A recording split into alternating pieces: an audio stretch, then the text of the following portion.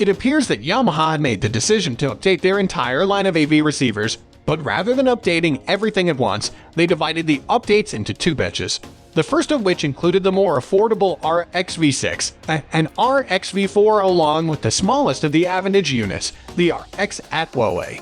The second batch was released together with the updated models of the top-tier Aventage receivers, which included the RX A4A, RX A6A, and RX A8A. Therefore, we will test the greatest 7.2 channels receiver Yamaha currently has in their arsenal in today's Yamaha RX A4 review.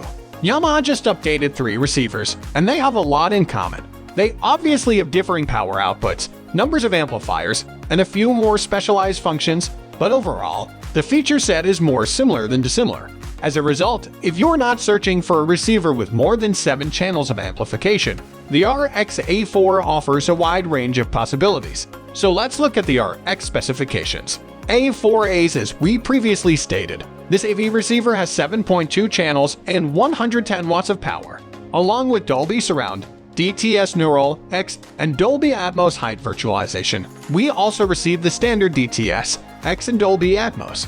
The top 3 Aventage versions are the only ones to feature Yamaha Cinema DSP HD3 and Surround AI, which are also available in the hardware as special Aventage improvements for improved audio output. The IPHOUS sound optimization, high-definition audio, Wi-Fi and Bluetooth streaming, MusicCast, AirPlay 2, multiple zone functionality, and most crucially, HDMI 2.1 support are all included in the list of features. The 7-channel Yamaha RX A4 receiver appears to be quite good. We anticipate the RX A4 to perform brilliantly based on prior Aventage launches, but we won't know for sure until we put it to the test. The RX A4 has the exact same design as the RX A8 that we just examined. The only difference between the two appears to be the reduced depth of this one. Its dimensions are 435 by 270 by 442 millimeters, but as always, you may reduce its Hdmi to just 191 millimeters by turning the antennae horizontally, because there are less amplifiers built into the receiver's chassis. The 16.2 kg weight is noticeably less than Yamaha's flagship. The volume knob has been moved to the middle in comparison to previous models, and the display screen has been upgraded with an LCD model that is mounted on the right side of the volume knob. The device has a nearly fully front-shine side. A second, smaller knob on the far right is used to navigate the display screen and choose input sources. 3 little indications for zone, pure direct, and surround are located above the smaller knob. And while some touch controls with 4 SCENE buttons, return, and menu are located on its right side, behind the LCD screen. There is a small, matte surfaced area on the lower portion of the front face where we can locate the circular power button on the far left, 1 USB port for attaching external storage, the IPA microphone input port, and the standard headphones connection. While the absence of analog inputs is not particularly shocking to us, the absence of an HDMI input is something we would dearly want to have for convenience. Hopefully, manufacturers will make this a common feature on all of their products in the future. No real surprises here. To maintain parity amongst their models, the unit's design is identical to that of the other Aventage offerings. The greatest variations between the Aventage units are on the inside, even though the visual distinctions between them are minor. First, like with all Aventage models, we discover an amplifier with a high slew rate, which helps offer exact signal transmission and is particularly useful with high-resolution audio transmissions. Assesses how rapidly an amplifier can react to a quick change in input level. The RX A4 differs from the 2 larger units in that it uses a single ESS Sabre East 9-7S Premier Audio DAC, which is less powerful than the dual ESS Sabre East 9-26 PRO Ultra DAC found in the RX A8A. The Qualcomm QC407 high-precision DSP, which supports Dolby Atmos and DTS X immersive home audio, is what unites them. The 5th foot, which is positioned squarely in the center of the receiver, appears to be a defining feature of all Aventage receivers. In order to provide dynamic sound and focused, accurate reproduction, the anti-resonance technology wedge, as Yamaha refers to it, dampens vibrations from the power transformer, power transistors, and heat sinks, as well as vibrations that may be created by the sound from the speakers. It appears that this foot has been moved forward in the RX A4A, most likely for Yamaha's testing to produce the best results. With one minor exception, the supplied remote for this device is remarkably similar to the one we used with the RX A8A. The zone switch at the top, which previously offered many options, but now only offers Zone 2 as an option. Overall, the layout is better than what Yamaha offered in their entry-level models, but it's still packed with buttons that you won't use very often. These buttons are in a prominent location since Yamaha places a lot of emphasis on its scenes function. In general, the remote is somewhat long and includes an excessive number of buttons, many of which are rarely utilized.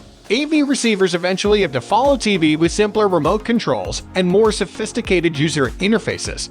The RX A4 is of the standard that an Aventage device should be.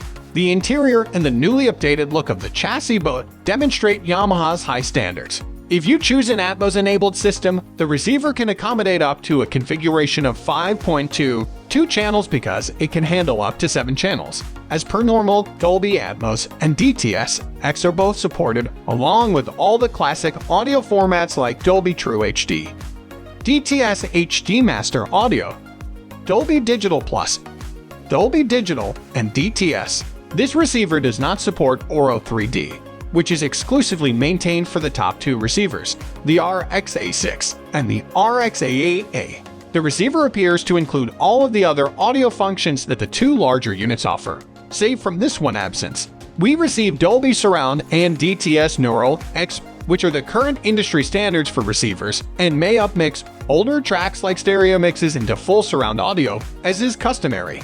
Yamaha's top DSP technology, the Cinema DSP HD3, is also present. It is only present in the top 3 Aventage releases in their updated lineup.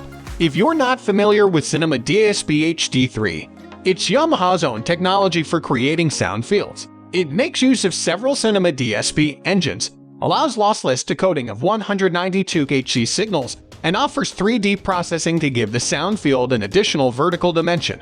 The receiver can reproduce diverse acoustic locations, such as concert halls or sporting arenas, using Cinema DSP, which can create a completely new degree of immersion.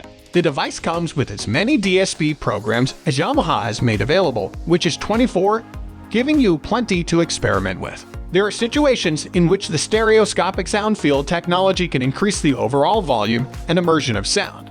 But there are also many situations in which the final effect might feel quite fake. Remember that there's a lot of processing going on here, and we don't like processed sound that significantly changes the original mix. But having this method is excellent since you might like it better than we do. The receiver can also provide a number of simulated features when using Cinema DSP HD3. The Virtual Cinema DSP is the first option, and it can generate up to 7 channels of surround sound without the need for any associated surround speakers. Next, we have Virtual Cinema Front, which enables you to place your surround speakers in front of the listening position while still receiving surround activity behind you. This can be quite useful if your space is constrained and you are unable to position your surround speakers where they should be. Silent Cinema is another benefit that we receive that allows you to experience surround and sound field effects using only your headphones. Support is also provided for virtual presence speakers, which can be built even in the absence of genuine presence speakers. When there aren't any true surround back speakers accessible, you can still hear activity thanks to the virtual surround back speaker function. Lastly, Dolby Atmos height virtualization was absent in prior years. Dolby Atmos height virtualization technology helps replicate the Atmos experience if you don't have the option to add in ceiling or upward firing speakers to your system. DTS Virtual X is sadly missing because Yamaha did not incorporate it like some other manufacturers did. Surround AI is a feature that was absent from earlier versions and was only present in the top-tier releases. The DSP built-in technology now analyzes each scene and focuses on particular sound components, including ambient sounds, music, dialogue, and special effects to maximize the surround effects in real time. The source content will heavily influence the final product, just as it does with all the other technologies that are accessible. For individuals who don't want to fiddle with the various DSP programs and prefer a more automated approach to handle everything, this can be a good option. While this was not always the case with the end product feeling much more altered than we would like, specific content can benefit from it. However, having it as a feature allows you to test it out. The receiver's inbuilt amplifiers have a 110 watt per channel output capacity. Obviously, this number decreases as more channels are used. Unfortunately, all manufacturers continue to only provide us with ratings for 2 channels, and it is getting harder to locate accurate figures for full surround use. We chose a 5.1 2-channel setup for our movie testing, placing 2 height speakers above the main front channels and a single subwoofer in the front left corner of the testing space. The movie we chose to check out was the ferocious Dolby Atmos sound mix of Godzilla vs. Kong in 4K UHD. While there may be disagreements over the film's technical qualities, everyone can agree that it boasts reference quality audio, which is just what we needed to try out this new Yamaha. The RX-A4 performed a wonderful job of generating a fully immersive surround bubble, and there was not a single moment when we didn't feel as though we were thrust into the midst of the action. There was activity in all directions and along all axes since the content was really helpful. The entire sequence of the scene where Godzilla assaults Kong and the naval group from start to finish is a demonstration of how well surround sound can enhance a scenario. Obviously, the front sound stage was the most common, albeit it wasn't the only one. While conversation was kept separate in the center with superb clarity even during intense action moments, there was tremendous depth and nice extension. Fighter aircraft flying all over the place, missiles being fired, and cannon fire turning our test area like a battlefield were some of the stunning panning effects. The Yamaha did a wonderful job with the details, and each sound had such clarity and resolution that it significantly improved each scene. There's so much information when Godzilla and Kong fight on the aircraft ship that it is stunning. Everything sounded perfect. Tiny explosions, metal fragments flying everywhere, water displacing as the massive metal structure was thrown into the ocean like a toy. Although surround activity could be more visible, we should also highlight the fantastic Atmos performance. The activity and energy in the overhead layer were sufficient to push the immersion bubble's outer limits above our heads. It also had a nice height. Even though they weren't as noticeable as the other channels, the Atmos speakers contributed to a better overall result. It would be a shame to discuss this movie without mentioning the thunderous bass, and the Yamaha made the most of the opportunity to do so by giving our subwoofer all the essential low-end information. Bass was simply outstanding. You'll keep wanting more of the deep bass with trembling eruptions and a thunderous LFE that will hit your entire body more than once. We were so pleased with the receiver's performance that we continue to observe for a lot longer than what was required for our evaluation assessment. The Yamaha is a receiver that can accomplish it all in the end. It is not afraid to render even the smallest details, will create a large sound stage when the scene calls for it, and can be delicate when necessary. The conversation was crystal clear. The surround activity was more active than ever. The front performance was amazing, and the Atmos effects beautifully complemented the action. The bass was also hitting us in the butt, but we never complained. What more do you need? We even tried to increase the volume over what we would consider tolerable levels, but the Yamaha didn't appear to give way under the strain. Yes, it is true that its power is limited and that it lacks the power of the previously reviewed flagship RX-A, but no matter how hard we pushed it, it never felt like it was going to lose its equilibrium. Regarding music, the receiver can play back high-resolution audio files like FLAC, WAV, or EFF files in addition to the standard lower-quality audio formats like MP3, WMA, and OGG, which by the way may go up to 320 kbps. Additionally, DSD streaming is enabled up to 11.2 MHz. Yamaha appears to have upgraded the specifications in their more recent releases, as earlier models could only play FLAC and WAV files up to 192 kHz. The receiver also has Yamaha's compressed music enhancer, which can raise the quality of MP3 files and other low-resolution audio files to levels that are almost comparable to high-resolution audio. Compressed music enhancer can also operate over Bluetooth, which typically reduces audio quality to comply with the needs of transmission. Although you shouldn't anticipate a night and day change in all cases, this feature, which we have seen in practically all of their releases, can definitely help with lower quality content. We then conducted our standard music test, choosing a few favorite tracks in FLAC format to stream through the front USB connection for the greatest sound quality. We were eager to see how the RX-A4 would perform because Yamaha receivers are renowned for their ability to produce music. The product was just as nice as earlier Yamaha releases and some of the more recent models in their updated collection.